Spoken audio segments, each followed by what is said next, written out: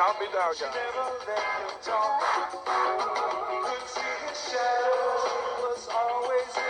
All right, everybody, I hate to break up the Was Not Was show that's on stage right now. We just have an announcement that came into us, and we're a little...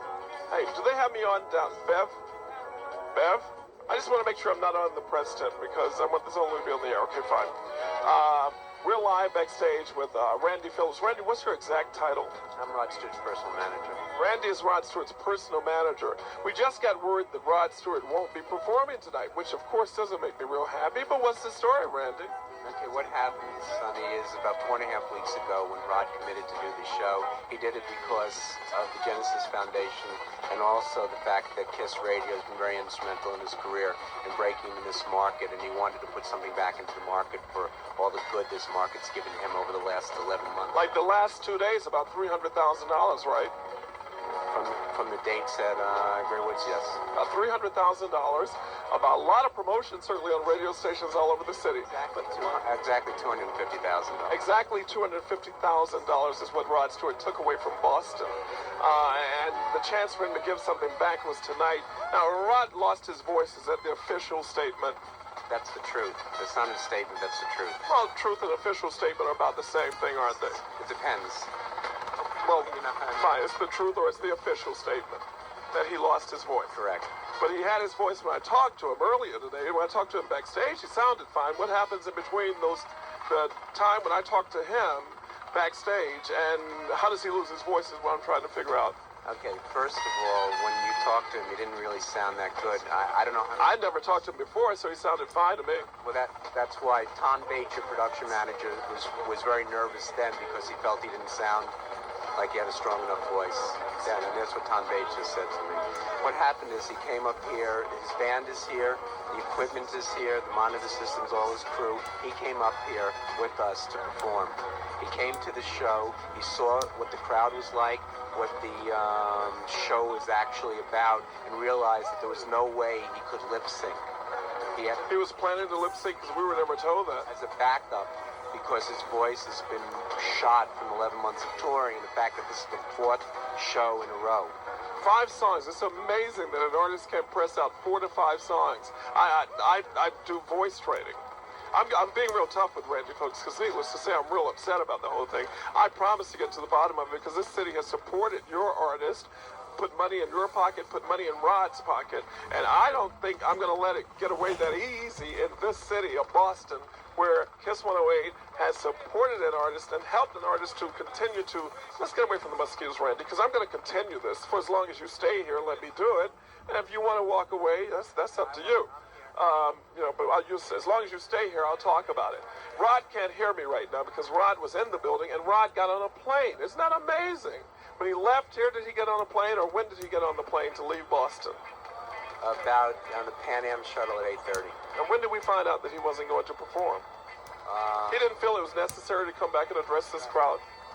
Well, 8 o'clock, I wasn't able to get hold of him in time to tell him to get to the building, that there might be a problem with the audience, that they should hear it from him. He didn't think that there would be a problem with the audience, so he left thinking that it would be all right for him to leave the city, that put all that money in his pocket, and leave the city and not say, guys, I'm sorry, I can't do this concert tonight. These people that he came out here and visualized himself, he saw in the audience, enthused about him as well as everybody else.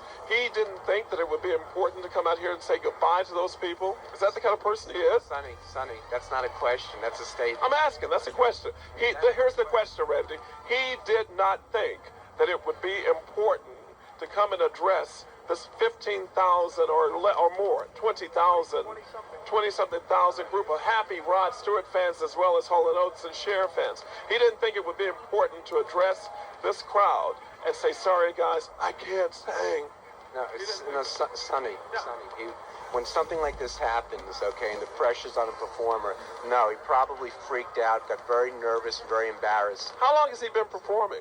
He's been performing 20 years, and he still gets freaked out and gets nervous? No, I'll tell you what, there's no way I can you're obviously upset. I'm not upset. I'm trying to just get to the bottom of it, Randy. This is what Sam Donaldson does to the president. This is no different. Okay, and I'm not the president, but I'm... Fine, but you're the president of the Rod Stewart organization. I'm telling you the truth, okay? This is what it is. Official statement and the truth. They're close. I'll make a commitment now for Rod that we will come back here before the tour's over, and we will do a show for charity. He will not take a dime out of this market for KISS Radio to make up for what happened tonight. You want that? Let me get that on tape again. Folks, roll the DAT. My friends down there, roll DAT. I want this on tape from Randy Phillips. Fine. Go ahead, Randy. On tape, okay? And I know Rod will back me up on that. He will come back to Boston and do a free show for charity to make up for this. Okay, when he's rested and he has a voice and he knows he can do the kind of show he's capable of doing. He couldn't come out here and lip sync. He knew that wasn't... And he had never, he was never planned to lip sync. No, last night we called your production manager, Tom Bates, and said, listen, we're having trouble. Okay, his voice is very shaky. At the Nassau Coliseum, he had a sold-out show. He went up there, and it was very shaky, his voice. The crowd obviously saw he was trying as hard as he could and was with him and helped him get through the show. While he was on stage, from halftime on, from intermission on, okay, and this is verifiable, Sonny, okay, we called Tom Bates, got hold of him, and said, listen, we may need to take some of these songs off the CDs and put them on tape just so he can get through it. Okay, he's not that kind of performer. He got here, he realized he couldn't do that. He went back to the hotel, he tried to warm up, and nothing came out. That's fine. I mean, you said he'll come into a show. I've got that on tape. I've got a commitment from you.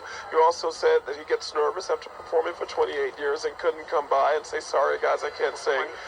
20 years of performing. Okay. Yes. He's a human being, as we all are. As those people who are listening to this show, and as people who make commitments, you know, when you make commitments, you try and live up to them. 4 songs, I would think is not... Let me say something about the Sure. songs, okay? There's no difference for Rod to sing 4 songs or to do a 2.5-hour show like the 2 great shows he did here, okay? It doesn't make a difference. He's got to put his throat through an hour-and-a-half warm-up in order to be able to get through those songs. I'm sure that's true. I know. So 4 or 5 songs is no different than 25 songs. It doesn't make a difference. I understand that part, and I sense that's probably true. I hope that, you know, he will live up to the commitment you just made, because so far... Knowing Rod Stewart, okay, I know he will live up to this commitment. This is a man who donates a lot of his income to charity privately. Okay, he gave all the proceeds from one of the biggest songs he's ever had, Do You Think I'm Sexy, to UNICEF. And what people don't realize is on this album, he gave all his royalties from his share of Forever Young to the homeless. Okay, he doesn't publicize it. He doesn't let me publicize it. Okay, this is one of those, and I hate to say this on the air, and they can bleep me, fuck situations. And there's nothing that anybody can do with it. Okay, we're dealing with human beings. An artist is not a can of baked beans. You can't put it on a shelf and market it. You know, they have to perform. It's just what it is. It's physical limitations. Good, good. Listen, I thank you for your commitment. I thank you for your efforts. I hope what I've heard about Rod from other people isn't true, and he'll live up to this commitment. Yes, it will. Yes.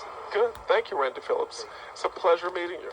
I wish I could meet you under more pleasant circumstances. It's a pleasure meeting Rod. Make sure he gets that message from me.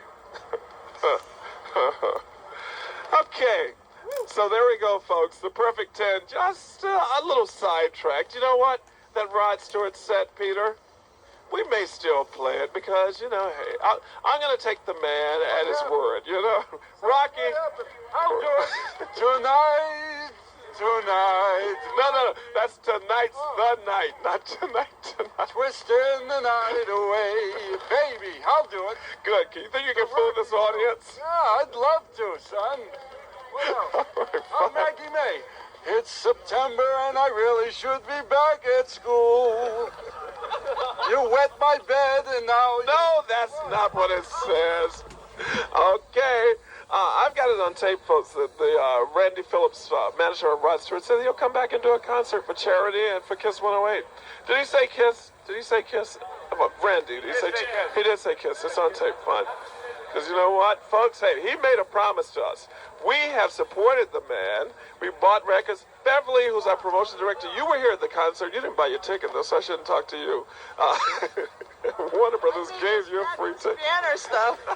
She made the banners, but they gave you a free ticket. So fine. Hey, what can you say? Michael Damian's status. Give me a status on if Michael Damian's on stage or if he's ready to go on stage. Okay.